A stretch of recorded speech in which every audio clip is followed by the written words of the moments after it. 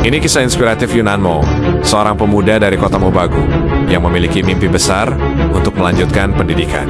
Setelah lulus Semen 1 kota Mobagu, dia mengunjungi ayahnya yang menjabat sebagai tokoh penting di Kecamatan Boroko, berharap dapat mewujudkan impian kuliahnya. Namun, harapan itu tak berjalan sesuai rencana. Dengan tekad kuat, Yunanmo memilih bangkit dan membantu ibunya berjualan di Pasar 23 Maretet. Tapi cobaan kembali datang menjelang Lebaran 1988, ketika tempat usaha mereka habis dilalap api. Tak menyerah pada keadaan, Yunanmo memulai dari nol dengan berjualan sayuran di emperan toko dan pinggir jalan.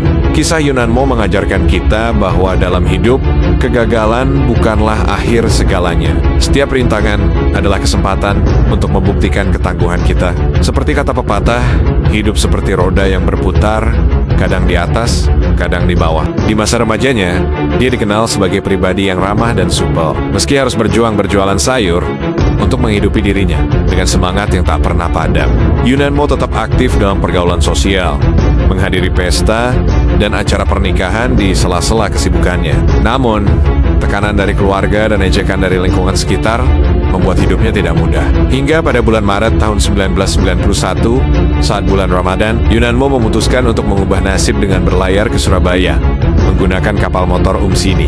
Takdir mempertemukannya dengan sang nenek yang kebetulan juga hendak ke Surabaya, menjadikan perjalanan ini lebih bermakna. Kisah Yunanmo mengingatkan kita bahwa keberanian untuk berubah dan keteguhan hati dalam menghadapi cobaan adalah kunci menuju kehidupan yang lebih baik. Ini kisah inspiratif Yunanmo, sosok yang mengubah keterbatasan menjadi kesuksesan. Tahun 1991, di Surabaya, hidup seorang pemuda yang tumbuh dalam keluarga marinir dengan didikan yang sangat ketat. Merasa terkekang, Yunanmo memutuskan untuk meninggalkan rumah pamannya dan memulai hidup mandiri. Meski sempat diarahkan ke sekolah tentara, kondisi fisiknya tidak memungkinkan. Namun, ini justru membuka jalan baru. Yunanmo memilih tinggal di kos sederhana di Pulau Wonokromo. Dengan tekad kuat dan kreativitas, dia mulai membuat kacang goyang, jajanan khas Sulawesi Utara. Setiap hari, dengan penuh semangat, Yunanmo menjajakan kacang goyangnya berkeliling Surabaya. Tak hanya itu,